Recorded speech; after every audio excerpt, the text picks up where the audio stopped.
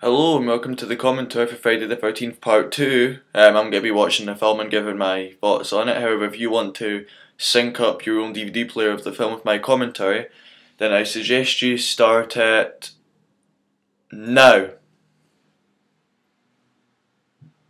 Alright, so Friday the 13th. This is one of my favourite slasher series. It's right up there with the likes of Hatchet and Nightmare on Elm Street and all the usual stuff. And as for, this one's probably my favourite, next to part 4, you know. And then I'd obviously group in part 1, and even Jason X, just below it. I mean, I love Jason X, I don't know why it gets all the hate that it does. I put the movie down to silent, so you just can't really hear it, or just do it with your own copy. This is my first commentary, obviously, so I'm quite nervous, to be honest. But you'll just be hearing me talk about trivia with regards to the film. Like this scene here, this is the first and only time in the series that Jason is played by a woman. I only found this out quite recently and it's pretty cool. Her name was Ellen, I believe. I can't remember her second name, I don't have IMDb on me right now, so I'm just operating here based on memory, which I think is best, because it'll show you how much I really do know about the film, and I won't be cheating. And this is another sort of confusing scene in a way that's drawn much debate. It's the fact that Jason has intelligence, enough intelligence to follow her to wherever she is right now and kill her. Now, some are like, oh, he can't do it, how did he know where she lives? Well, I mean, in the book, I believe, I've not actually read the book so I can't confirm this, but she goes back to Camp Crystal Lake to face her fears. And even on the phone she says she's trying to handle it and this is the only way she knows how. So I mean that's a possible explanation for this topic. And here we've got a nice little prologue and it's telling us what happened, or showing us what happened in the original. And I hadn't actually seen part 1 before and this is the first one I ever saw. So this brought me up to speed and it does it quite well. Takes a while, but it fills in any blanks. It certainly did with me. It does ruin the big the jump scare at the end of part 1 with Jason jumping out of the water. I have to say, I knew it was coming when I watched part 1. It still scared me though, first few times I watched it.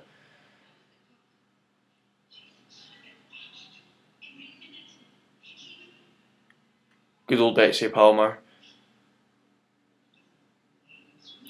She only she reappeared as Mrs. Voorhees again in this one, near the end, in the hallucination scene. But I don't think she's even seen this film. She only signed on to do the first one because she needed money for her new car. That was her sole reason. She didn't like the script, she didn't really like the film. She's more or less accepted her status as this queen of the slashers, more or less, but she hasn't watched this one. She's missing out, personally, I think, because it's a really good slasher film. One of the best sequels, too. And it's even better than the first.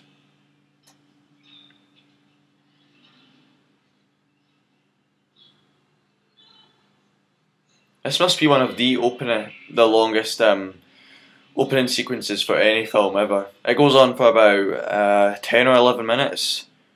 I'll tell you how long it is precisely when it ends, though.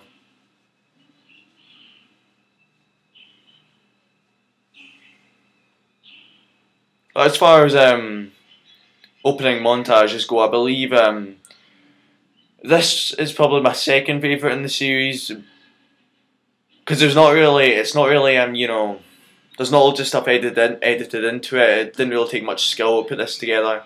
Whereas in part 4, you've got the montage of all 3 films and all the kills and Jason getting killed at the end of it, or his previous deaths. And that was done more professionally than this.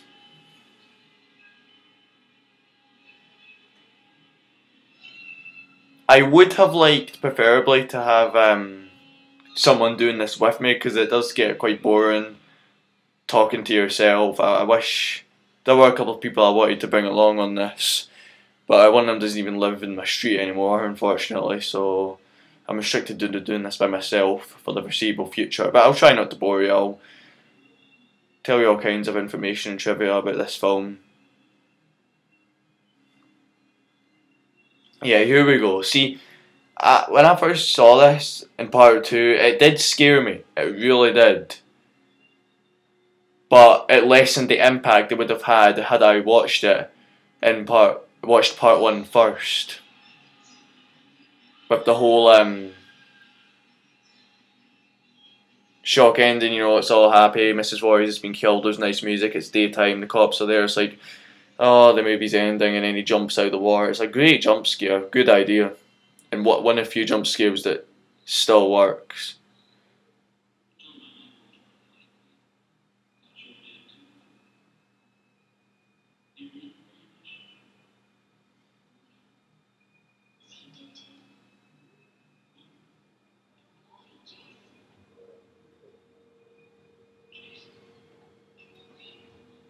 I'm still trying to figure out how I'm going to actually put this on YouTube because of the 10-minute limit. But I'll think of something. Time's worked against me today. The last time I tried to do this, I bet this is the second time I've tried to do this commentary. I tried to do it last week, but I didn't have enough battery in my laptop to record it. And I forgot the charger, which is currently plugged into my laptop right now, so there'll be no technical issues. And I've requested that I have no interruptions, bar when my dinner is brought up, which is ideal. This has got kind of a psycho feel to it, Alfred Hitchcock's Psycho, because the film doesn't cut for a while, it just follows around, and Alfred Hitchcock liked to do that sort of thing. Long scenes without cuts, and it's done very well. I think what's the director's? Steve Miner. This was his first film, and it's a key example of working your way up to the top, because he started working for Wes Craven and Sean Cunningham on The Last House on the Left as an assistant, I believe, yeah, and then he went on to work with Sean Cunningham again in the original Friday the 13th. I can't remember what his position was, but I know he worked on it. And for this one, when Sean Cunningham did not want to direct, he was offered the opportunity to do so, and he stepped up to the plate. And what do you know?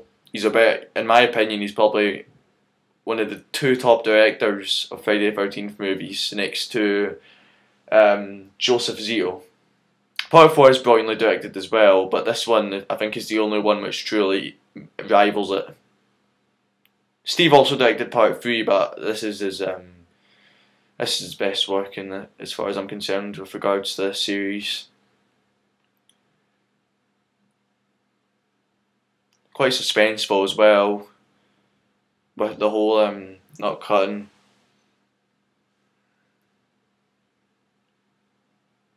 Adrienne King, unfortunately, got a stalker. She had a stalker problem when the original was released. I'm trying to remember, I believe her flat was, or wherever she lived at the time, was actually infiltrated when she was away, and it had a big effect on her, and she didn't want to do any more acting because of the implications. However, and that's why she's only in Part 2 for such a short time. Which is unfortunate, and she hasn't really been in many other horror films, because she is a really good actress, and I'd have liked to have seen her in more things. I've heard she's doing a return to acting today, but I can't confirm that. You would have to look it up yourself. Last thing with this commentary, I am a horror buff, I would classify myself as, but you know, even I get things wrong, so look up anything I say. I probably will say deliberately make up a few lies just to start new rumours and fuel the everlasting interest of this film.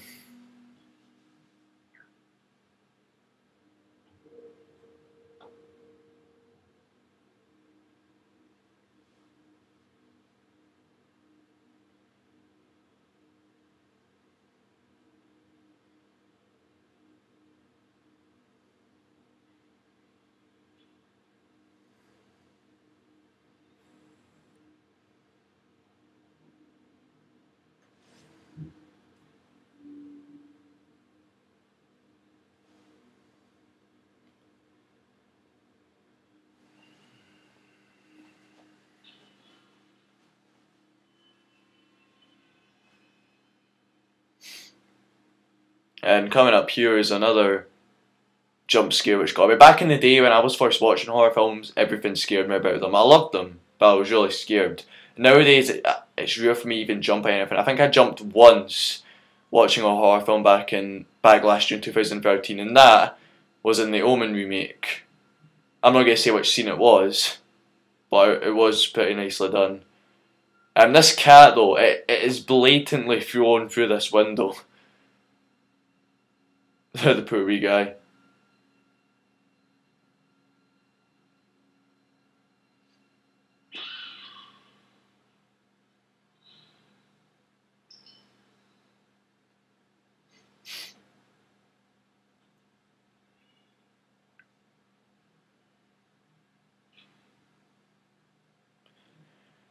Now, coming up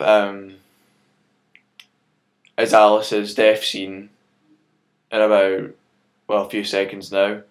And we've got a little jump scare here, obviously, with Mrs. Voorhees' head. Nicely done.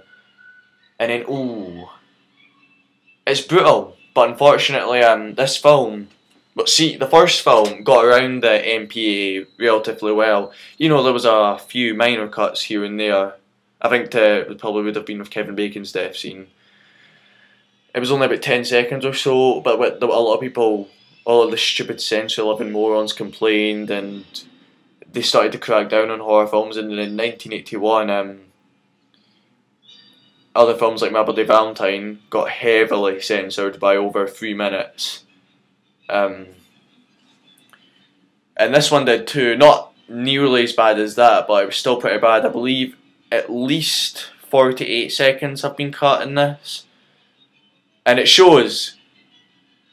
It really does show. The gore is very... It's more at a minimum than it was in the original, and that's not very good. But I don't blame the filmmakers, I blame Jack Valenti, the head of the MPA at the time.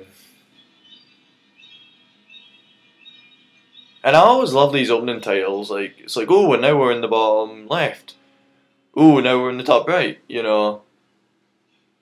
A lot of filmmakers have actually taken influence from these credits, Adam Green and Joe Lynch in particular. In fact, they talk about it on their Friday the 13th Part 4 commentary. I don't know how I can make a better... I'm not, I actually can, there's no way I can make a better commentary than them. They've already done a commentary on Friday the 13th Part 2. I was actually going to do one that they haven't done yet, to at least give me a chance. But I was either going to do this one or Part 4, and it was this one I picked. I'll probably do Part 4 next time, but I'm not just going to do all the Friday the 13th movies first, I'll do loads of other horror films too.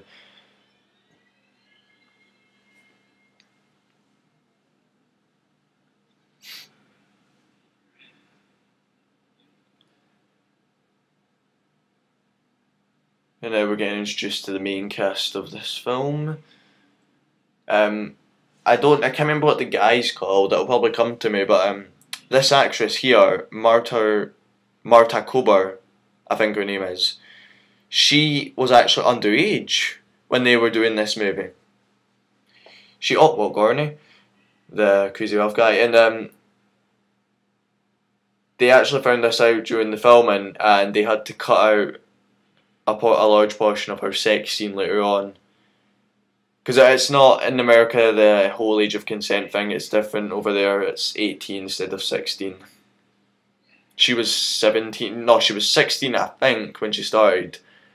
And then as it was filming, she turned 17. She almost got offered, well, she was offered to star in Friday the 13th Part 7, The New Blood. But the people that offered did not know that she was actually in Part 2. And she almost got the role, but she came out and she was honest about the whole thing. And she never got in it. That'd have been quite weird though, if that actually did happen.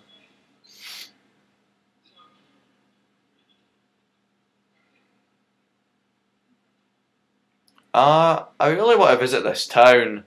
Same with the campsite in the original Friday the 13th. It's not really changed much, because I've seen videos of it on YouTube. The phone box isn't there anymore that they're talking in. the spot where Ted was is still there, the tree and everything.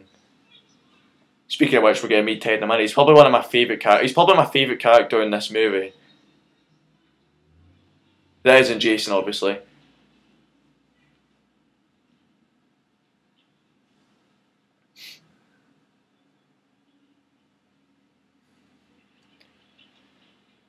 Yeah, his name's Ted here. You'll see him in a second.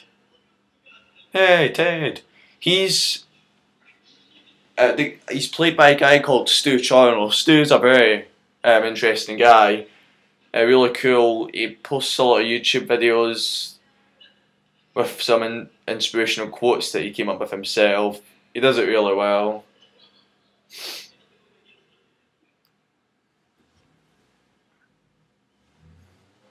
And what's interesting, I think, is most interesting about him is he doesn't die, and that's unusual because in these movies, the practical Jokers, or just the Joker in general, will die.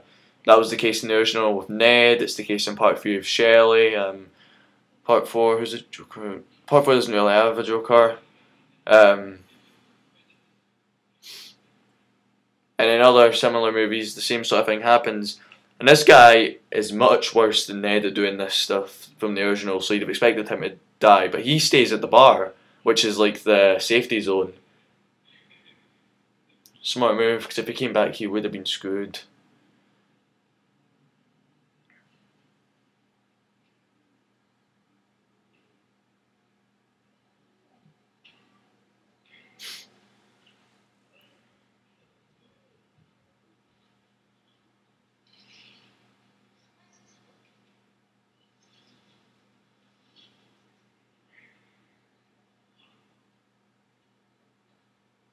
Apparently, you actually can visit this area now. Or not, well, not necessarily this area, but the cabin, the house, where the majority of the action takes place, because it was bought by new owners, and they don't allow fans access to the grounds. But they do have to put up with a lot of shit, basically, because people do sneak in just to try and get videos and stuff. Usually the gate's there and you can just see it, the cabin slash house vaguely, but you can't get any further unless you sneak in.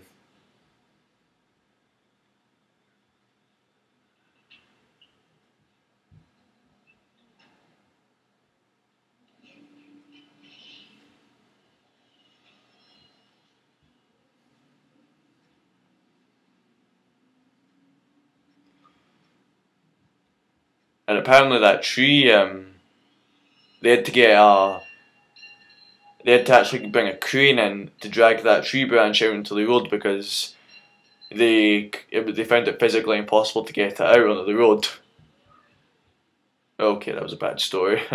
Like I said, I'll tell you all kinds of bullshit here that isn't true deliberately just to start rumours, like I said, but that was a bad one, I'll admit.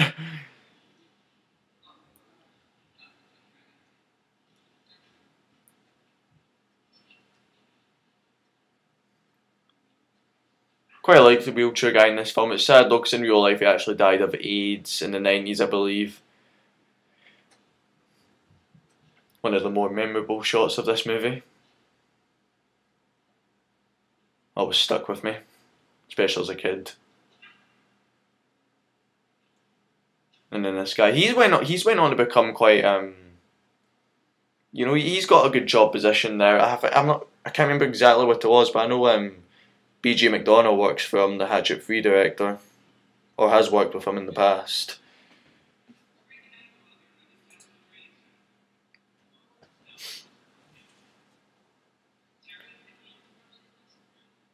Bruce Fury.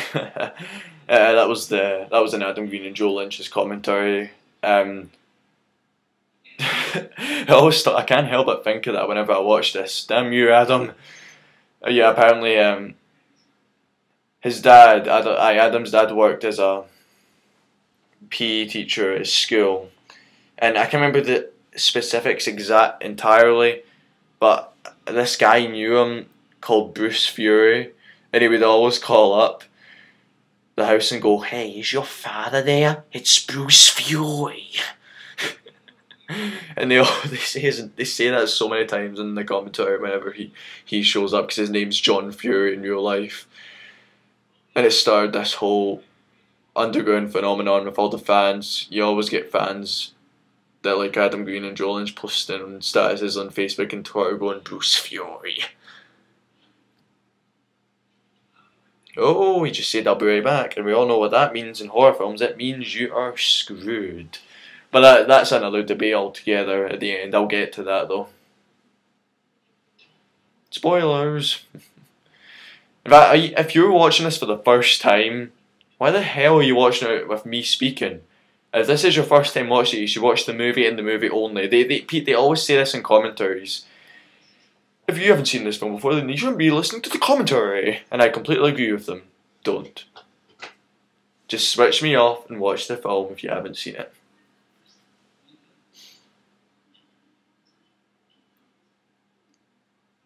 I mean, if you are watching this just to hear my voice on it, you've not watched the film before and you're watching this for the first time, with my commentary, you're a true Peter Johnston fan. And I love you.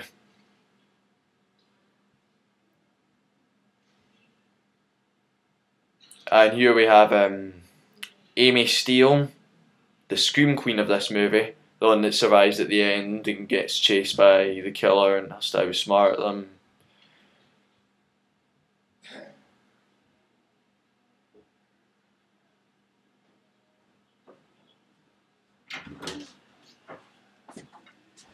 There you go, Hansel. Thank you. That's my refreshments arrived. I'm doing a commentary for Friday 13th Part 2 right now. What's that? It's a movie, I'm recording it. My voice as I'm watching it. Oh, you're watching it? Yeah. I think you get movies that keep being on the internet. Yeah, you learn something new every day. Just in there. I need to do it though, like... Well, that's a movie, it's on the round. Aye. Just my granddad, guys. But I am Amy Steele. She is probably one of the greatest final girls in these movies.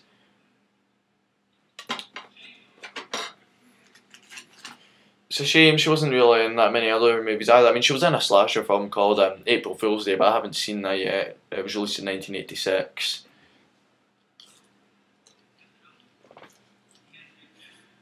You have to forgive me. I mean, as I do this, I've not really had much to eat today, so...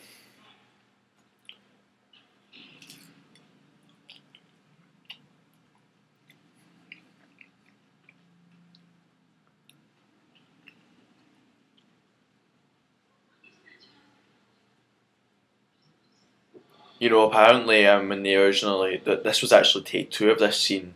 In take 1, she turned it on, but her foot was on the back pedal and she almost ran him over, and he had to go to hospital. Like Steve Dot, how do you pronounce it? I can't remember how you pronounce it. The guy that played Jason.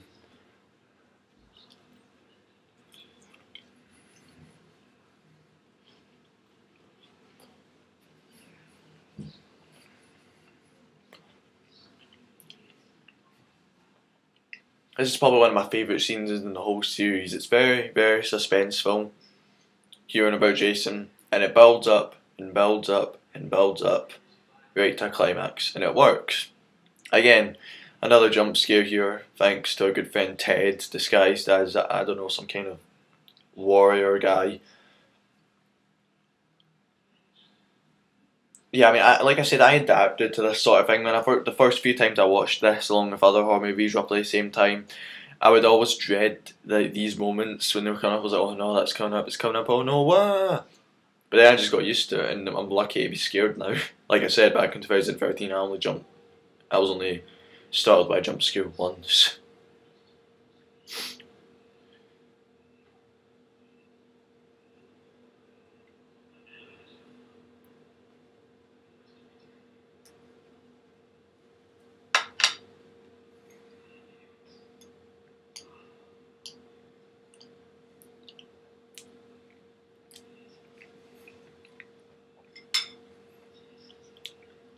Another subject of debate is the dream scene in the original, everybody's like, well, if it was really real, how in 4 years did a kid of that age grow up to be the man that he is today? Because there is no way to happen. So I personally believe that what happened in part 1 was a dream at the end. Hey Ted.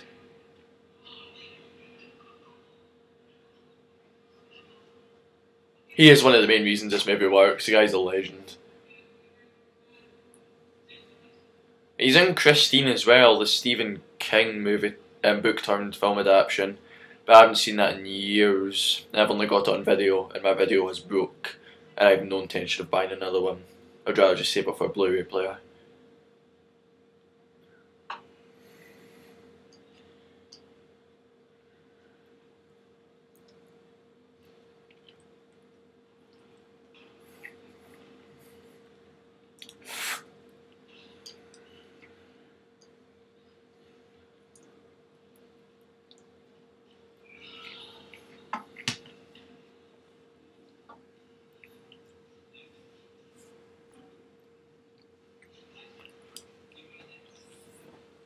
Speaking of commentaries, this is a minor complaint I have with regards to the film, because, I mean, all the fans will get agree with me here. When Paramount are releasing these things, they don't care.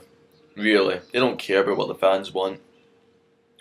There's many reasons which support this, but they have not released a decent commentary for part 1.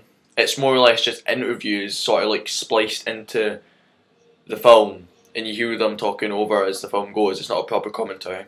With part 2 they didn't even provide a commentary on it. I believe it's the same with part 3. Part 4, I'll admit, that was released well, mostly. This is the deluxe edition that I'm talking about, the most recent ones. I mean, yeah, there was 2 commentaries on that. One by Adam Green and Joe Lynch, which I was talking about earlier, and one with the director, and I think the writer was involved too. And it had loads of special features, including some of the deleted footage and some of the censored footage. That's my main beef with Paramount though. I really just wish they would release unrated editions of these movies. Now, I know they've said that the footage for part 2 doesn't exist anymore. The same goes for part 3 and 5. Is this true or not? I don't know. Hopefully it's not true. Hopefully the footage is out there somewhere in somebody's attic, or just in a location will be found one day. But the footage does exist for parts 4, 6, 7 and 8. Definitely, without a doubt. It's even on the DVDs, as like in the special features section, you know. So I'm curious as to why they won't release them with the footage, because it's uncut. It's going to bring the fans in. They're like, oh my god, an uncut Friday the 13th, of course I'll buy it. They done it with part 1, why not them? And if there is a potential, and if there is a good chance of finding the footage for parts 2, 3 and 5, they need to get their asses on it, because I so want to see the footage for all 3 of them. Especially part 2 though. And 5, I have to say 5. 5 was... It's an underrated film in the franchise, I have to say. It's not one of my very favourites. But it's the last sort of human-esque one in the sense of the killer before they turned into a whole zombie, undead, wielding machete killer. I know it's not Jason, but he was a good killer. Roy Burns, I think his name was. I can't remember what his name was in real life though. And it's the last one where they hide the face of the killer until sort of like the last trio, because they do that in part 1, 2, sort of with 3, not with 4 though. They do it in 5 and then they don't do it anymore. But I like that technique. I like the original Friday the 13th the best. Like that's sort of how it goes in my view. There's 3 distinct eras in the franchise. You've got parts 1 to 3 and 4 first off, and that's sort of the whole thing with the human Jason in the woods killing people. And then you've got parts 5, 6, 7 and 8, which are apparently some of the worst in the franchise, with parts 5 and 8. I don't even hate 8. It's not my favourite by a long shot, and there's lots of problems that I have with it. But it's not a bad film necessarily. But as I was saying, in that one, it's the whole zombie Jason thing. well, part 6 it starts off with zombie Jason killing people, and then part 8 breaks the streak of Jason killing in the woods in parts 1 to 7. In 5 of those, you had Jason killing people in the woods, and in the other 2, you had Mrs. Voorhees and Roy Burns killing people in the woods. In part 8, he's on a boat killing people, and then in New York. And then New Line took that trend further, and they started putting them in different locations each movie that weren't in the woods, and it was just in random areas. I think they do that in part 9. I've not seen part 9 yet though, so I can't confirm. That is really annoying as a horror fan. I've not seen Friday the 13th part 9. I've heard it's one of the worst again. Jason's, well, he's in it, but he's possessing people or some shit like that. I don't know, I need to see it. And then in part 10 they take him into space, obviously, and the whole space station thing. In part 11, aka Freddy vs Jason, he's in Elm Street killing people in a town. And then the remake is the remake.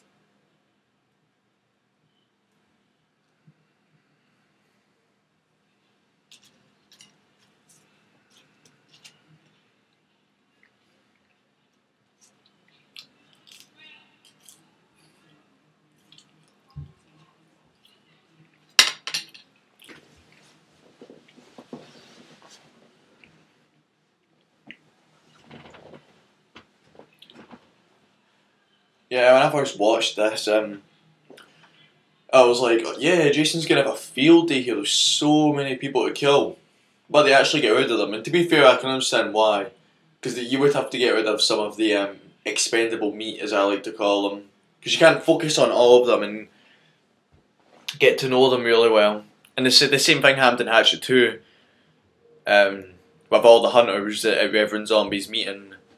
And they ditched a lot. They ditched like 3/4 of them or so before they went to the swamp. And oh, it's a great scene. And that is such a genius cut to that sausage. It's implicating that the dog is dead meat, so to speak, and it is or it isn't. Again, it relates to the whole thing with Paul at the end. We'll get to that when we get to it.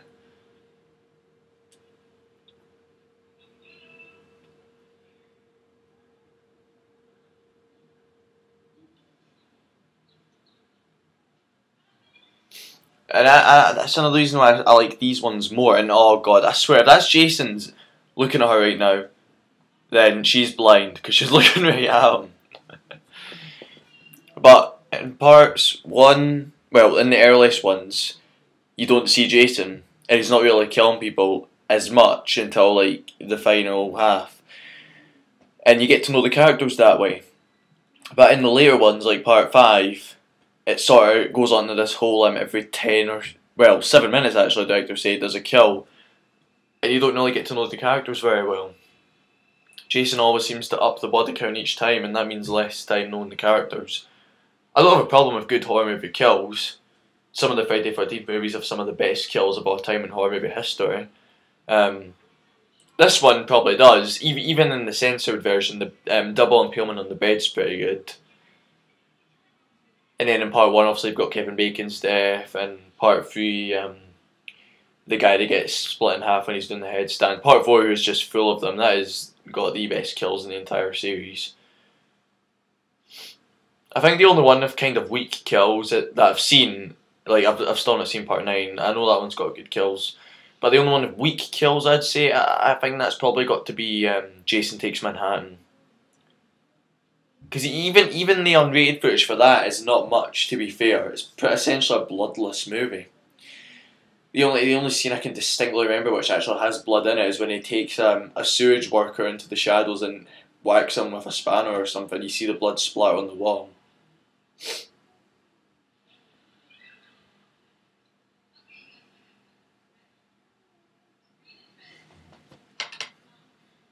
Bear in mind, like I said, I'm eating you as I'm doing this.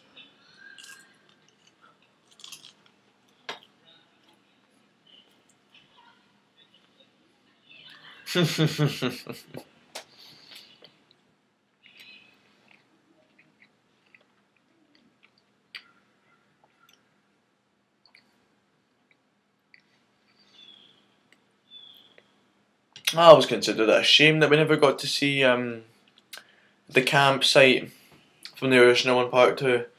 I know we see it again in part 6 and the beginning of 8, and then in Freddy vs Jason, and then the remake. But I always wanted to see it in this one too.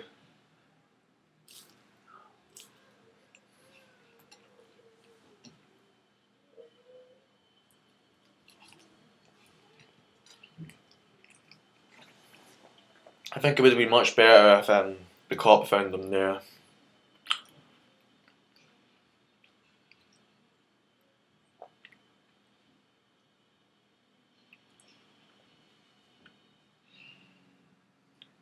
Good direction here. It's just little things like this which make it kind of creepy.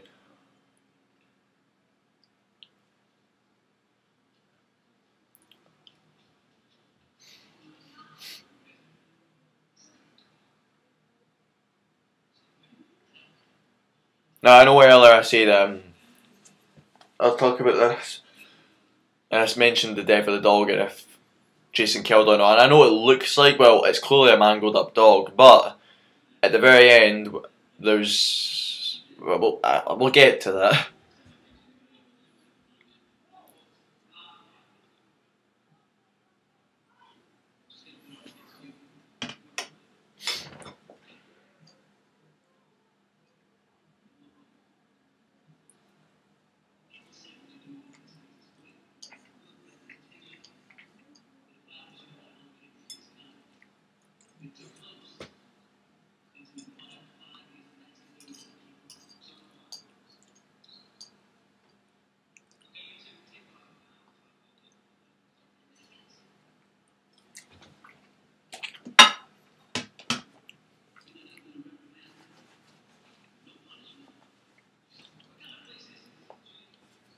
I forgot to mention, I was going to talk about this at the time, but I think that might have been the point when my granddad walked in, I'm not sure. It's when he kills Crazy Ralph, Walt Gorney, that's the guy who plays him. I've had debates over the years as to how he got that barbed wire over the tree and just how it was done. Because it makes Jason look like a giant bear, man, he's so tall. Now, I think he actually hacked off the top of the tree and then climbed up. I mean, he can clearly drag big tree branches out on the road, so I mean, it's no problem getting taking that bit of the tree down. And then he slung the barbed wire over it, and he waited there quietly until Ralph came over. Don't know how he knew Ralph would be the exact tree, but it's a Friday the 13th movie, so I'll let it go. And then, oh god, this guy. This is always, I don't know, he's clearly having trouble catching Jason. I always found this chase funny. Apparently he actually didn't like filming this scene at all, and it shows. Even Jason's not running that fast.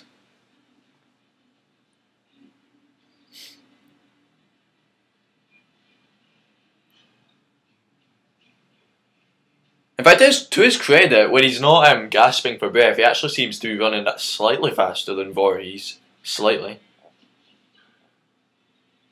Although he's clearly outmatched here.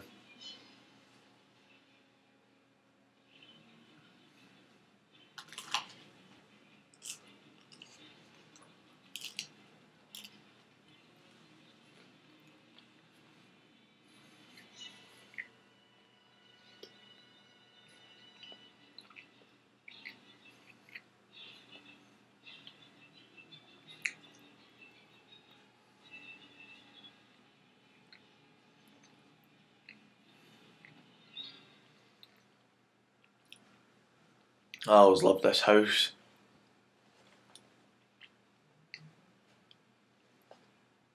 It shows Jason has a reasonable degree of intelligence in this one, and that he's not, I can't remember what it is specifically. I think he's a mongoloid. Not a retard, a mongoloid. But he had the ability to build a house. Albeit quite a poorly looking one, but he built a roof over his head, so it's better than nothing, I guess. And again, later on he sets up traps to get people. I like that Jason because it's a deadly killer, but with intelligence. Whereas when he's zombie Jason, he's just walking around stabbing people, ripping people apart, right front and centre. Part 4 has got a similar kind of thing where he sets up all the victims like Crispin Glover. He nails him to the door and then brutally tears him off it. This is one of those moments I remember when I was a kid. I was so scared that I wanted to see what it was that he was looking at. I don't know, like, look at that. How the hell did that guy not see Jason there?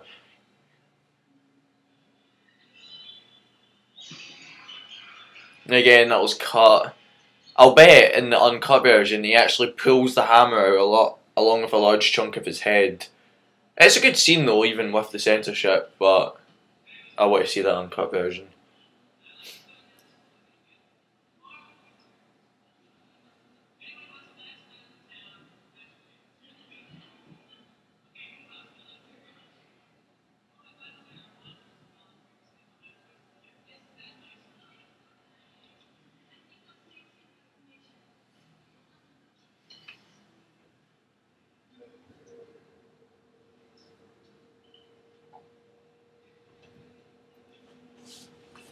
That's the thing. We need another Friday the 13th like this in the spirit of the first four. And where there is a new Friday the 13th movie as of this day, March 16th, 2014. It's been announced that it was ages before this that there is going to be a new one apparently in 2015. But it's going to be a found footage movie. These days there's sort of this whole like trend of found footage films because the studios know they will make money. They've sort of died down now, but they're doing a Friday the 13th. Found footage, which is popular, mixed with one of the most popular horror franchises, it's clearly going to make money. But the thing is, can they do it? I personally don't think it'll work. That's just my own opinion, I know many might disagree with me. But for me, Friday the 13th is a bunch of kids who go in an isolated location with Jason running around and getting killed. Simple as that. Just keep it simple. That is the joy of the... Well, I'd even say, like the original four, that is the best thing about them. It's simple, to the point, in the woods, brilliance.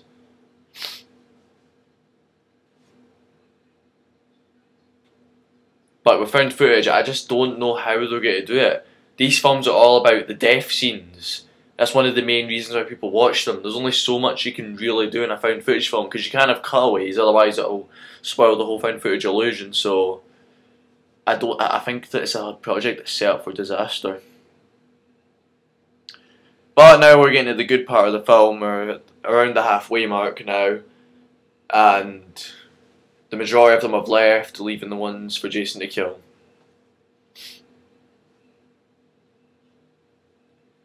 I actually own so many editions of this movie. There was my sister's video version that I watched back in 2009 for the first time. And then I bought it on DVD. The first big collection of the original 8 that Paramount issued, the one which sucked with this lack of special features. And I got part 2 of that obviously. And then I bought a deluxe edition of part 2 with a deluxe part 3 in my local HMV. And then I bought another box set of the original 8, this time with upgraded graphics and good special features. So it was really worth the purchase. Well, good special features for some of them anyway. Special features for part 2 sucked or not, like I said. And oh my god, that's so nice.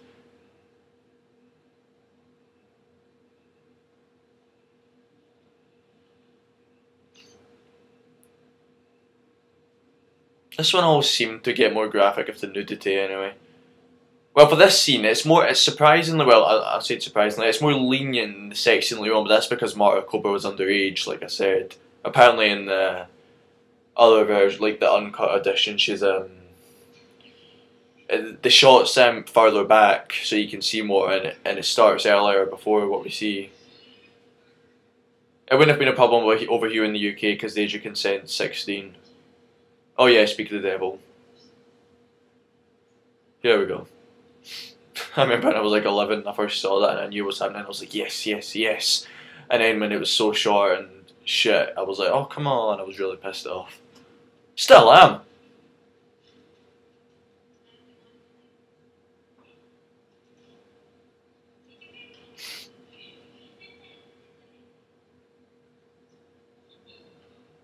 I've always wanted one of them.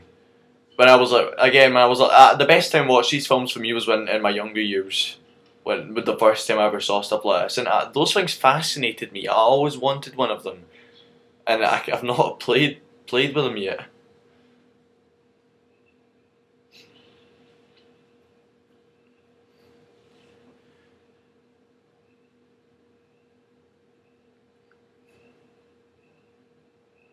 Oh yeah, and this scared me too. But this bit. This really, really surprised me when I was 11. You'll see why.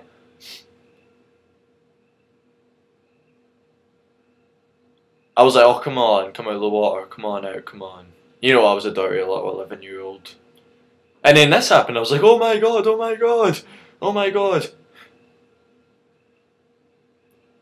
You know, I think that was the first time I ever saw a vagina.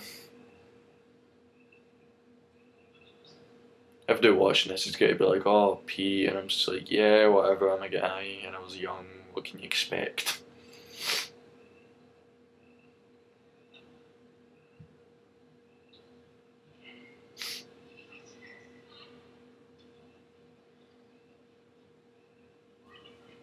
I love the editing in this scene coming up here when he gets caught in the bear trap.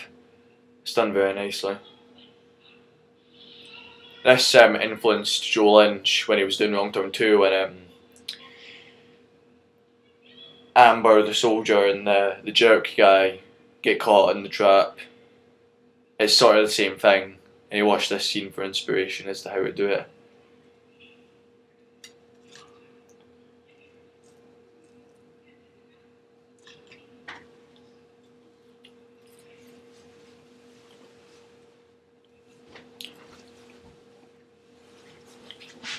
And I love this bit coming up, you'll see it.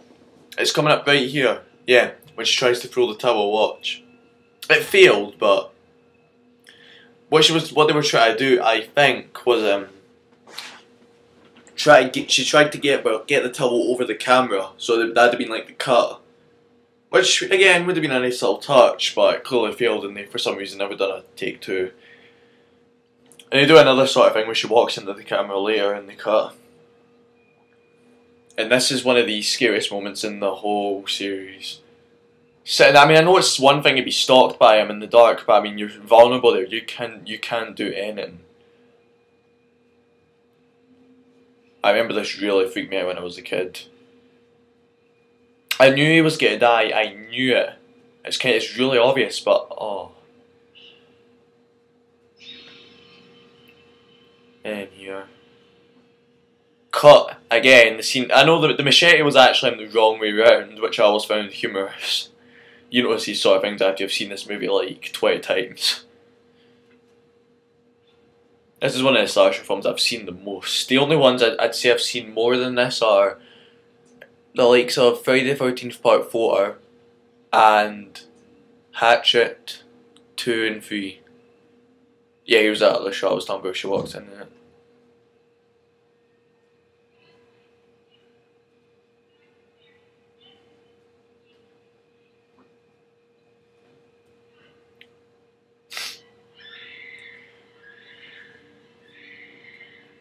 Some people say that she was killed on screen as well in the uncut edition, but I can't find any. I've looked online, I can't really find anything to validate that claim. Because I've not heard how she died, and I know how everybody dies in this film in the unrated edition that they had when they finished this film. Alice at the beginning, you see blood start spurting out and dripping down apparently. Crazy Ralph, you see more of him getting strangled.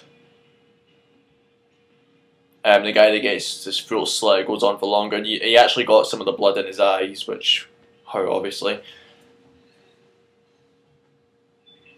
I think this bar still exists today. I think it does anyway. In fact, no.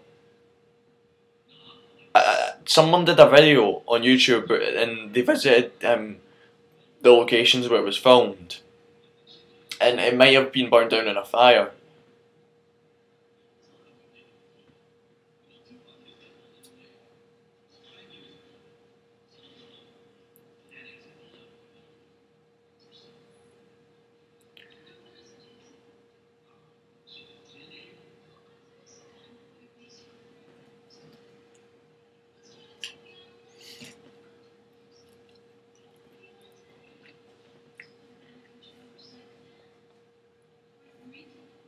Yeah, she's an interesting character, like I say, when she gives her opinion on this. And it's a shame she hasn't returned. In fact, it's a shame that none of the characters in the previous films have really returned.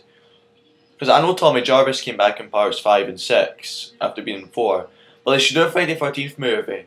Like, if they're ever gonna... If the horrible day comes when they finally end this series, like, then they should bring all the characters back that have previously survived to fight Jason.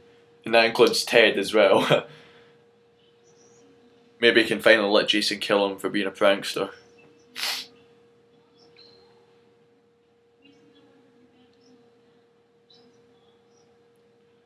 Or if anything, bring them back in Freddy vs Jason 2, if that movie ever gets made. And you know what, some people say that's unlikely. I mean, I do agree with them in many ways, but I can dream, can't I? It came close to getting made. I'm sure they did have discussions with Sam Raimi about it, but they just, I don't know, they couldn't agree on some shit or some shit like that, I don't know. Apparently Sam Raimi wanted Bruce Campbell to win, or they wanted, you know, in his way, and they didn't all agree on that.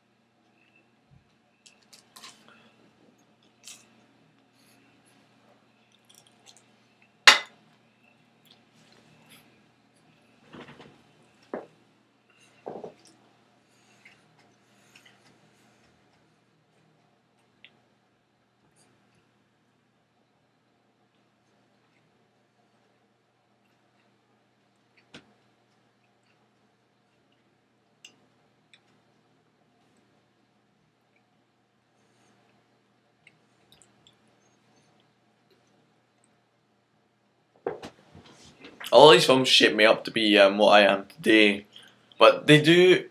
Some of it's just false messages. Because when I first watched this, these films were my first experiences with sexual content, to be honest. And when I saw this, I was like, oh my god, it looks so easy. But that's the thing, they make it look easy, when in real life, it's not. It's really not. Trust me, I know. That's why I always get pissed off these days when I see it in movies.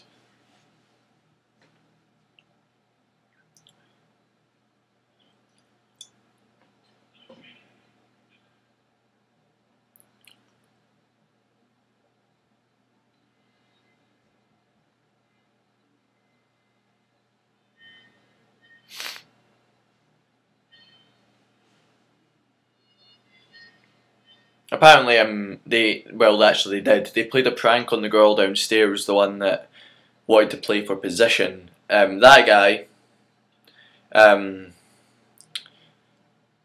trying to think who was involved. I'm sure he was involved. John Fury, Bruce Fury, he was involved. Scott, the guy that got his throat slit, he was involved. And they all went to her cabin at night and they all scraped their nails off her glass, and she was so scared she fainted.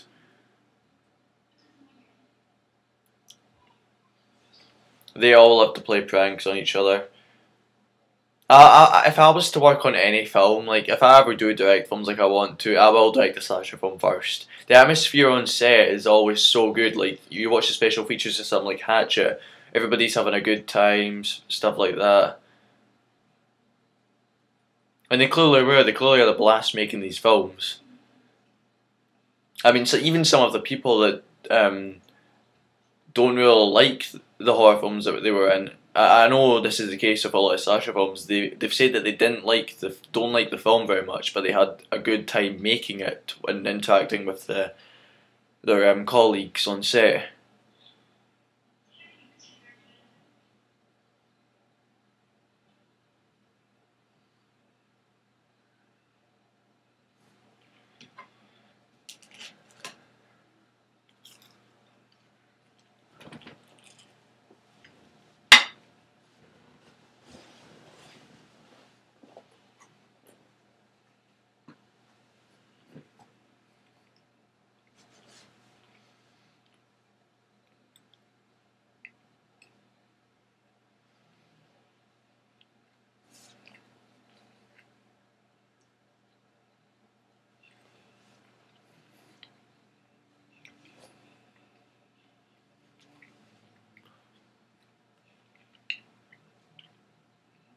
But yeah, like I said, like this scene, it's always creepy when you can't see Jason or whoever's doing the killing. It adds to the suspense because you want to know who it is.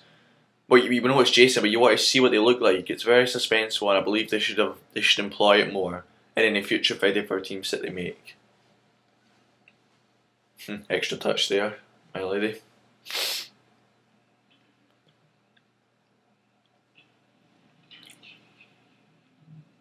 It's good to see that you get all these actors and actresses reappearing in like the documentaries about these films and giving quotes for the books and stuff. Shows that they had a good time then and that they still enjoy it today. It's nice to hear their perspective. And then you get the typical Friday the 13th rainstorm. You always get a storm of some kind in one of these movies. Rainstorm in part 1, rainstorm in this one, sort of like a windy storm in part 3, sorry, rainstorm in part 5 and 4, 6, surprisingly there's none to knowledge, same goes with 7, no, shit, sorry, 7 does have a rainstorm, so does part 8, Jason X doesn't. And I don't really, well, I don't know, do you guys count Freddy vs. Jason as a Friday the 13th movie? I don't really. I just consider it as what it is, Freddy vs. Jason. I slot it in between my Nightmare on Elm Street and Friday the 13th box sets. And I always felt so sorry for this guy, because he did not deserve to die. You know, he was a nice guy in general.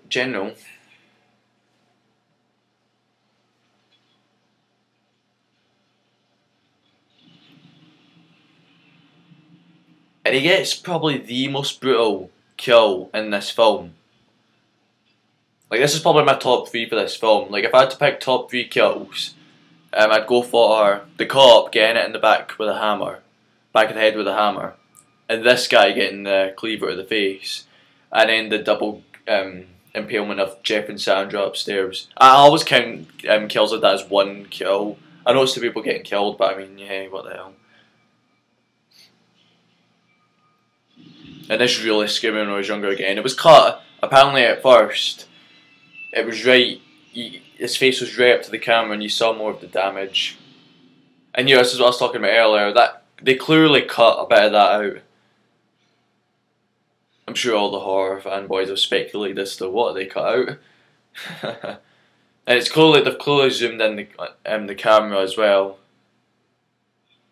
So you can't see any of her body really. And I suppose, again, if the age of consent over there is 18, then rightfully so.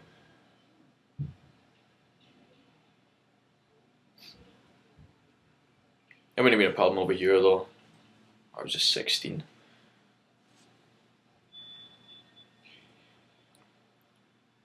I always wondered what it would have been like if he actually used that mask instead of the sack that he uses over his face in this one. Oh shit, I've not even mentioned that. What he's wearing in his face yet. Wow, that slipped my mind. But I'll talk about that as soon as he's done with these two. Now again, this was cut unfortunately. It was supposed to be like the centerpiece kill of this film, because in part 1 it was the whole getting Kevin Bacon under the bed with the knife, sticking it through his throat. They were like, well, how can we up it this time? So they killed 2 of them with a spear while they were shagging, basically.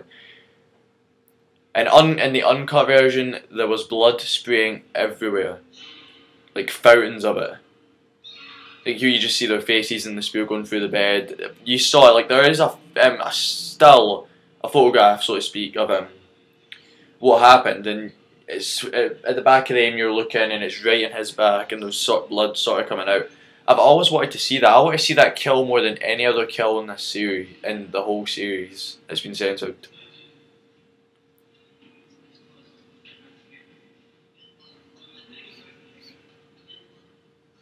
I remember that if I'm ever in one of these movies, stick to that casino and just sit at the bar section and drink because you'll be safe. Ted should, by every stretch of the imagination, be dead meat.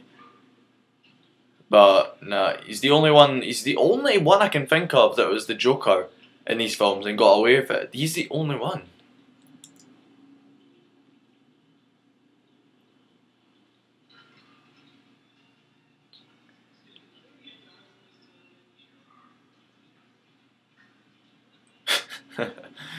Maybe I should show him the Harvey. That'd be a laugh.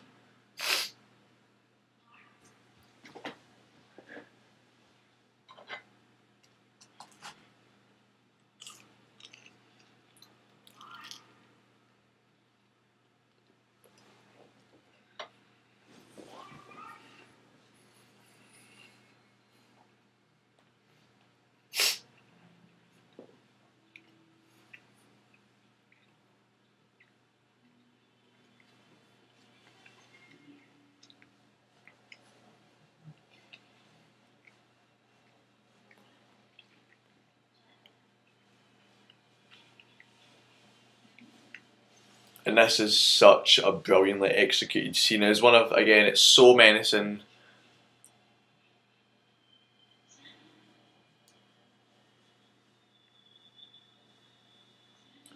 And you're all going to get a shock here, all you Friday the 13th fans that haven't seen this movie.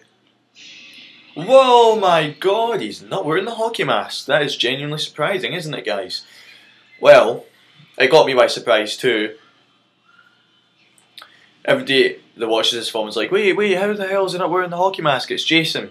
Well, they hadn't established the whole thing of the hockey mask yet. That only happens in part 3, when he kills Shelley and takes it off him.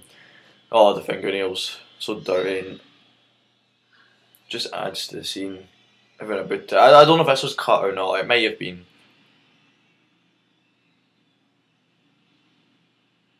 See, the thing is, part 2, 3, and 4 take place over like a short period of time. Like part 3 takes place the day after this, and then part 4 again, and then the day after that. Like it takes place over 2 days. Part 4, and his fingernails grow to like a very, very long size in between those few days. Because in part 4 it's like claws.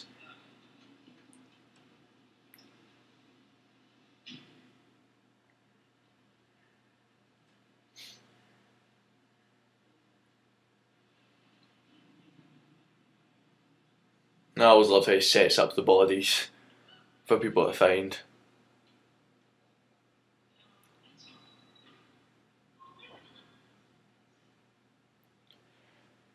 We're getting to the final chase now.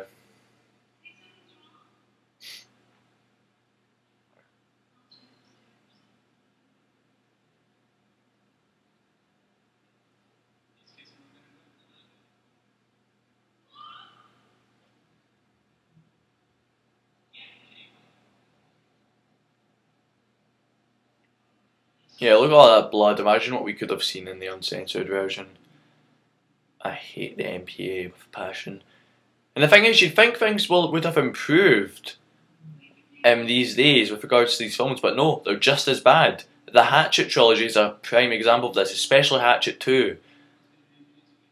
I mean, that film got an unrated release, and I personally believe they went as far as to pressure AMC theatres to pull the film.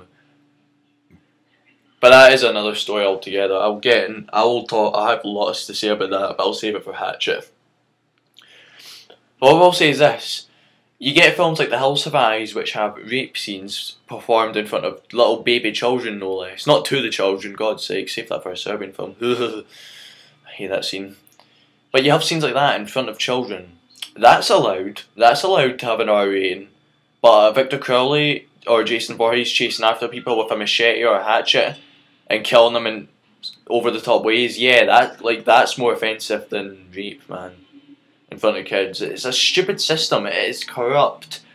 I don't see how in their right mind they think this is worse than The House of Eyes. And then like films like Saw, I don't hate these films, I love these films, but again, Saw 1 was cut a little bit, it's got torture scenes, graphic torture scenes. But that was allowed to more or less get by with little to no trouble. But the thing is that the major studios own films like that and they get away with it, but independent films like Hatchet, no. And obviously this is a Paramount film, and they were quite big, but they did have a lot of pressure on them at the time to cut things like this, so I guess that's why they've done it.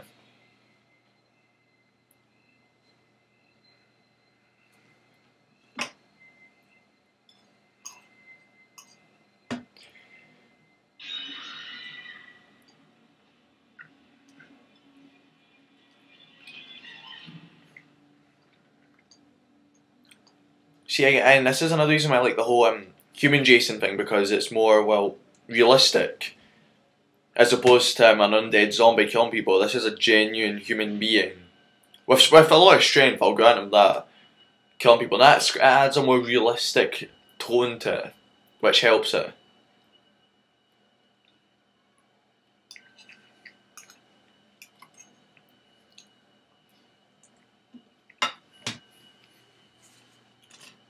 The realistic horror films are always the best.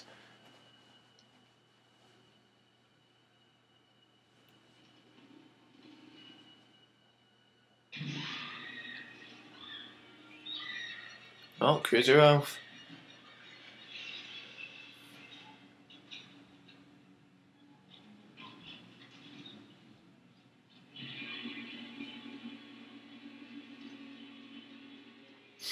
You know, I wouldn't even waste time getting in the car, to be honest. I'd have just been out of there myself.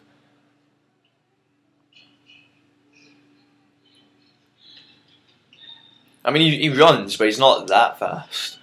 That's another point, though. If these, like, when the remake came out, there were a lot of fans that were like, oh my god, Jason's running, Jason doesn't run. Jason did run, you fuck. He clearly did. He does it in this one. He does it in... Well, he sort of does it in part 3, and then in part 4 he sprints after Trish in between the two houses. It's only when he turned into a zombie that he did the slow walk.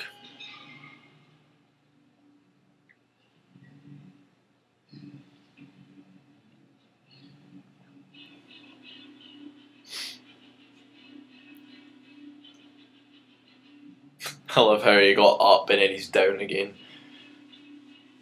But we're not all perfect.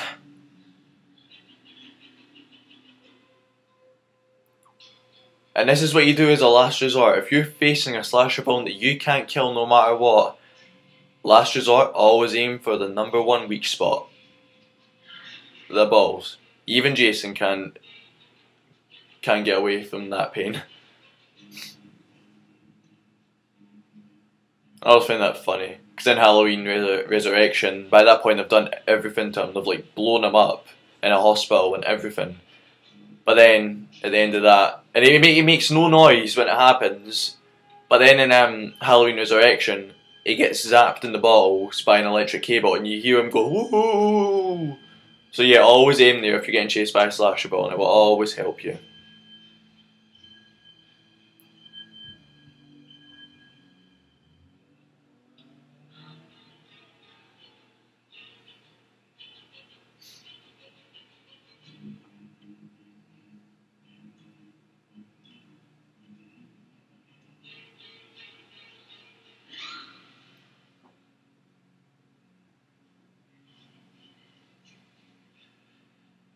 I've not spoken about the actor that plays him yet.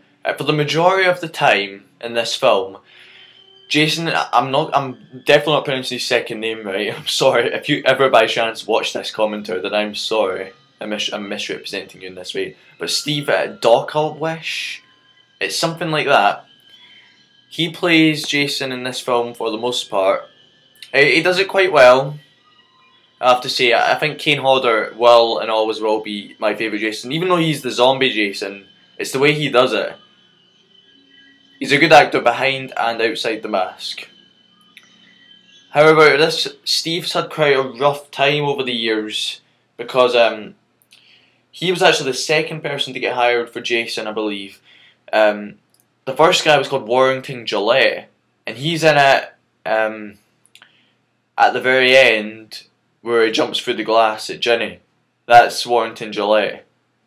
But it's Steve playing him behind the mask, chasing after and killing people. But Warrington, who was only in, he might have been in 2 scenes, I know he was in that scene definitely, but Warrington was the one credited as playing him, and not Steve, and I think Steve was a little upset about that, understandably so.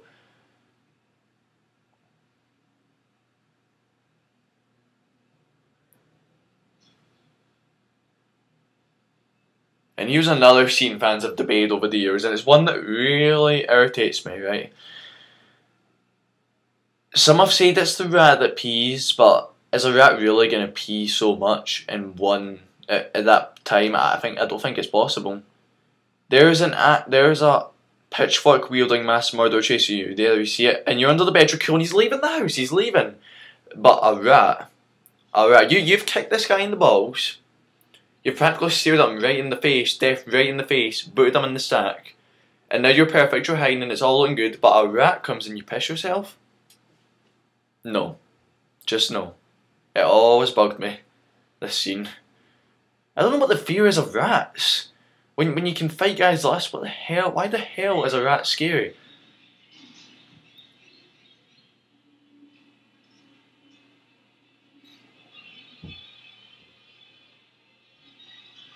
I don't know why he had that other weapon. I can understand the pitchfork, but I never really got why he used the other weapon. I know he probably intends to hurt her with it, but wouldn't a knife be better? A butcher knife, even a small knife, you know.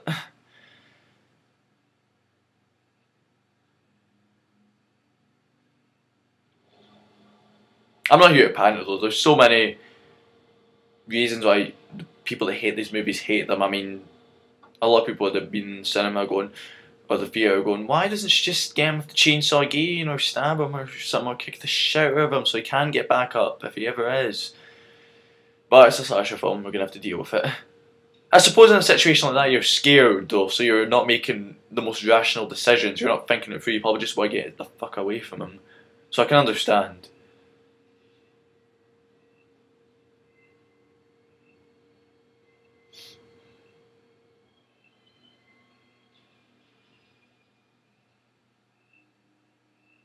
And we're getting to the end game now.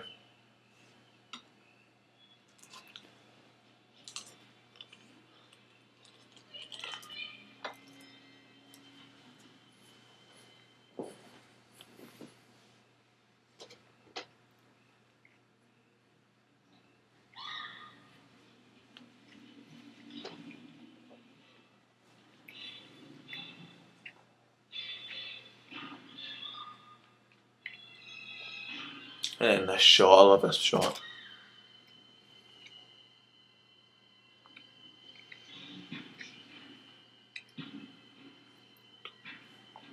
Don't know, apparently one of the dead bodies smiles.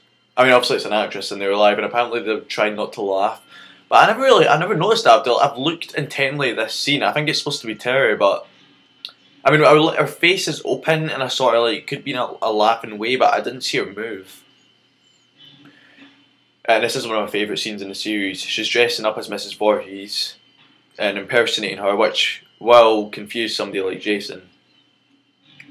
And this is actually repeated in part 4 when Corey Feldman dresses up as young Jason to distract them so Trish can smack him with the machete.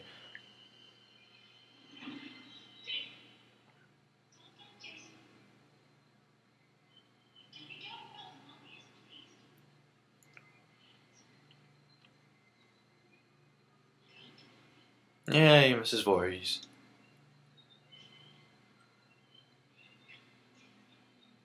I can't remember her specific reasons for him reprising her role in this film, because I know she didn't like the first one, really.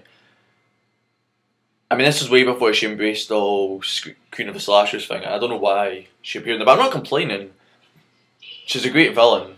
And even this small appearance, the fans appreciate that.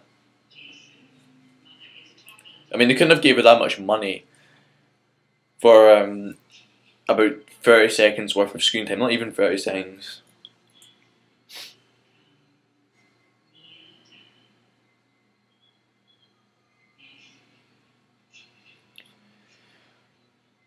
I've always found it unfortunate that we've never seen the two of them team up. A Friday the 13th movie with both Jason Voorhees and Mrs. Voorhees going around killing people. Well, I always thought that would have been a good idea.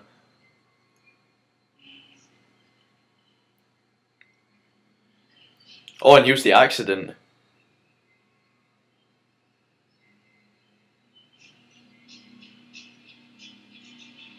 Now watch.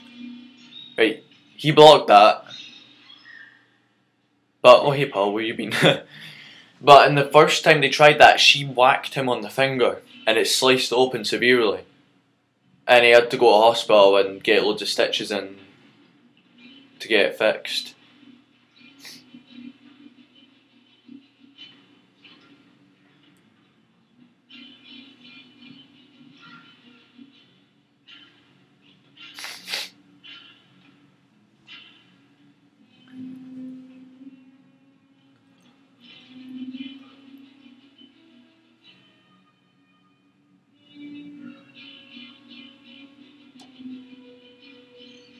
This is another prank that they did to the hospital, actually.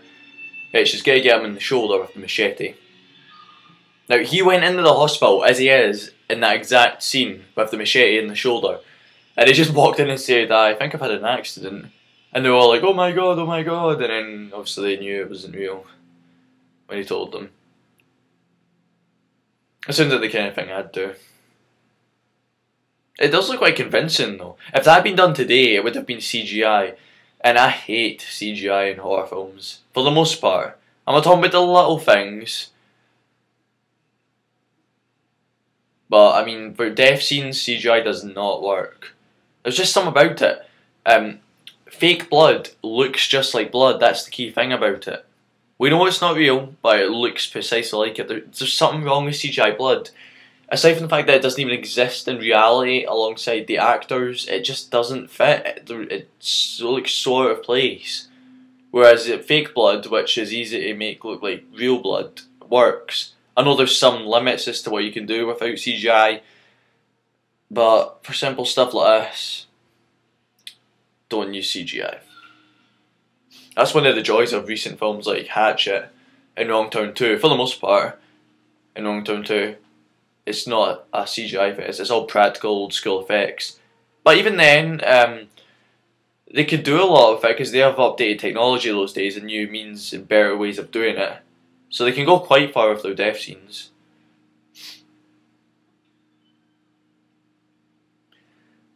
Now, this is probably, I'm going to go on record and say, what's coming up here is the scariest moment in the series. If I'd watched part 1 first, I might have actually suspected this was coming up, the final jump scare, where he jumps through that window behind her. But I had no idea, I'd never been near this sort of film before, so as far as I'm concerned, I wasn't going, oh, it's obviously he's going to jump through, because I didn't know, and it scared the utter shit out of me.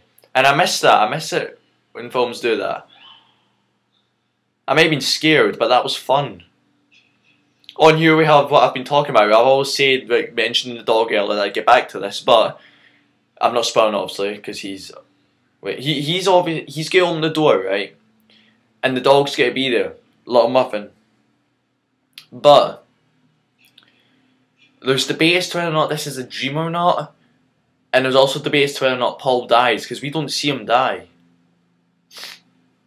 But at the end, we're going to have a shot of Mrs. Voorhees' head.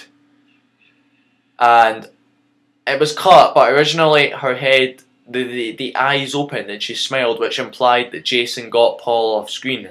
But we don't know that. because Jenny's obviously like, where's Paul, where's Paul? There's a lot of debate that's going on over the years, and in fact, I'm sure they filmed 3 or 4 different endings for this, and I actually don't know what happened in them. They haven't said. See, there's Muffin. Alive and well. But again, it makes you ask, what was that dog in the woods? Was that another dog, a stray dog? It might have been. I don't know if it had the ribbon in its head. But you know, everyone's happy to find the dog, and it's a good ending. And then, whoa, you mother! That face, it's the face that done it. Such a good scene. Best scare in the series ever. And it doesn't stop, it keeps going. I remember the first time I ever saw that. And that bit there, where that's Heidi face.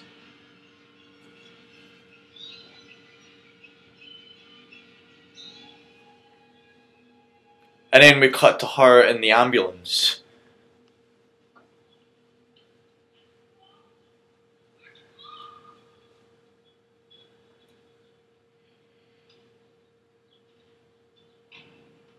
In fact, no, you know what? I think it genuinely is a dream. I've never thought of this. But in part 3 at the beginning, you see him take the machete out of his shoulder. In that scene, he had the machete in his shoulder. So, it had to have been a dream then. But it begs the question of where's Paul? So it must have indicated that he attacked them again and we never saw it. It wasn't what was in the dream, but he did get them, Paul, somehow. Possibly. See, again, it cuts there at the very end, and she would have opened her eyes and smiled, but they thought it was a dumb idea, and they left it at that before she did. So, that is Friday the 13th Part 2, and that was my second commentary. I tried to do one on Halloween, but that failed badly. Steve Daskal is... Aye. And the Prowler, which would have just... Well, actually... I'm sure that would have been just some shots of Jason walking around by himself, but... I don't know. Friday the 13th Part 2.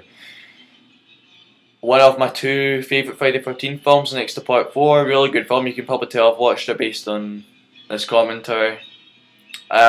I'll try and get more people in the other commentaries, because it is quite hard doing this by myself, and it is quite irritating, I'll admit.